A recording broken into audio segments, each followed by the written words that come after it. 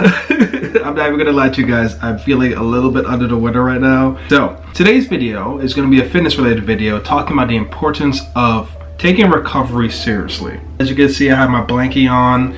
I'm drinking some lemon, what is this? Some like lemon honey tea. They're gonna help with my sore throat a little bit. So when starting your fitness journey or when pursuing your fitness journey, it's important to keep in mind the 3 pillars of fitness. There is your training, your nutrition, and your recovery. And all these 3 things work together in unison to help develop your body. Well, technically your body is a product of these 4 aspects: training, nutrition, recovery, and your genetics. Today we're just going to talk about recovery because I feel like that's one that I see a lot of people don't really take into account or look at it as kind of like, oh yeah, I'll get to it when I can. I think training in particular for most people when they finally commit to doing a workout plan is the easiest to kind of wrap your head around, right? But once the form and confidence is established and the fundamentals of progressive overload and training and program design is established for the person, training becomes something that is essentially input-output. Show up, do the movements, and leave, right? Then we have nutrition. Nutrition is also a little funny to me because in the fitness community, nutrition is kind of super glorified in a sense, and don't get me wrong, nutrition is incredibly important and you need to be on top of that, but we'll say nutrition makes up 60 to 80% of the results for people.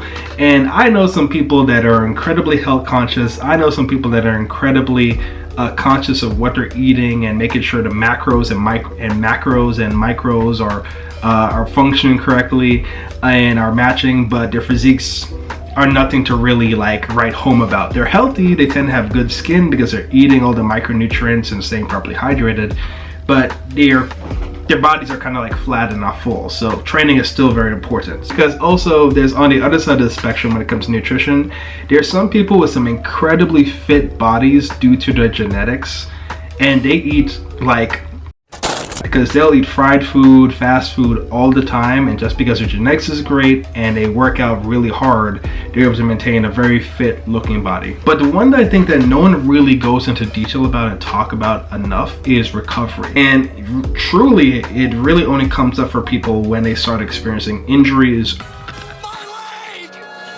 or when they start noticing that their body's performing at a lower capacity than what they're used to. So why is recovery important? Training is what stimulates the body, telling the body I need to grow. Training does not cause your body to grow. You see, when you train, what you're doing is causing damage to your body, and you're telling your body, hey, you need to change and update itself to match the demands of this new activity I'm doing. What it's going to do is now check into your resources. This is where your nutrition comes in. This is where the resources are available in your body, and goes like, all right, we have some muscle fibers broken down here. We have some microfractures happening to the bones here. We need to make some updates to some things, guys. We need to update some things. Let's start taking in some protein. Let's start getting some water. Let's start using these resources to help rebuild our body. So that's where the nutrition comes in. Where we go to get the nutrition, these are the building blocks we're putting into our body to not just refuel us, but to rebuild us. But when does this happen? When does your body take the resources you've acquired from the nutrition to meet the demands you put on it from the training? It does this during recovery. Because think about it, right? Imagine trying to repair a building that is already in the process of collapsing. It's either extremely hard or near impossible to make repairs to a structure that's already being destroyed at the same time. You have to wait until all of the destruction has taken place before you can rebuild. And that's why recovery is so important. Growth happens when your body has time to rest and recover. But how do you make sure you're getting proper recovery for yourself? One is making sure you're checking in on your sleep and making sure you're getting nice restful sleep. So a general rule is from 7 to 8 hours, but I also know some people that feel that they can get really good quality sleep on 6 hours, and there's some people that say they could get really quality sleep on 5 hours, and I'm like, you're a liar, you're lying. You can't do that. So I say as a general rule, try to shoot for anywhere between 6 to 8 hours on a daily basis of sleep. 6 hours should be your low end. 6 hours should be like, oh man, I really just messed up with my sleep schedule. You should not be going below 6 hours. The next thing I like to keep in mind when it comes to recovery,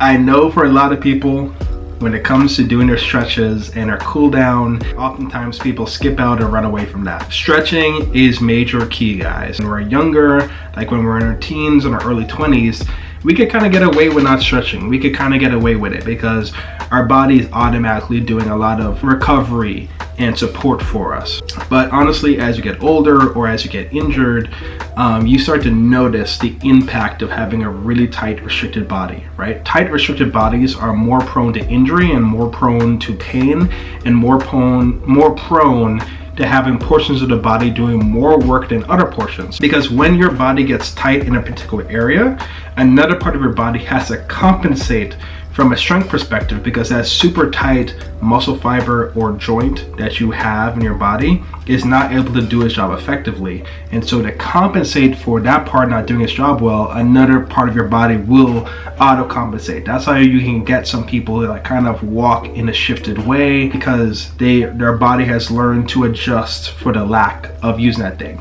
And honestly, for a lot of people, just getting on a simple 10 to 15 minute stretching routine on a daily basis, maybe not even on a daily basis, maybe like 4 to 5 times per week, will do a world of difference for people's mobility, for people's blood flow and circulation, for people's just overall ability to resist getting injured, and just overall just feeling free and feeling limber and good in their body. And I kind of know this firsthand because my background in training was always on the power building style. I would do powerlifting plus bodybuilding. That was my thing. That was my bread and butter. I did most of my training on. And now I'm starting to experience all of that built up tension that I didn't release the pressure of with appropriate stretching and taking stretching more seriously. Like, I have this strain in my shoulder that I've been dealing with for months, and I've only started to see relief and recovery from it from actually taking stretching more seriously. I'll probably make a video on the channel of like a basic stretching routine from 10 to 15 minutes that you could just do. It's nothing complex, nothing crazy. I'm not like some yoga expert or whatever. It's just like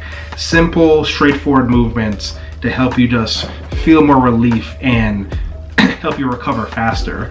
But guys, like literally from just doing some simple routine like that, I'm immediately starting to feel relief. And another part of recovery that I think is also not considered too much is the relief of stress, right? Finding times in our day to kind of decompress and let go of stressful things, finding ways to adjust our life when it comes to our career or the people around us or our environment to mitigate stress. It's crazy to the degree that how a stress-filled life can cause us to be more prone to sickness, more prone to injuries, and cause our overall performance physically and mentally to be worse. And I don't know if you guys are similar to me, but I like things that are practical. So what can we do to practically reduce stress in our life? Well, first is about identifying what stresses you out. Identify what people stress you out, identify what work stress you out, identify what things in your environment stresses you out, and then create a list of those things. And then pick one thing on the list and then make that be your focus of like, okay, how do I eliminate that thing? If it's a particular person you interact with, how can you eliminate or minimize your interactions with that person? If it's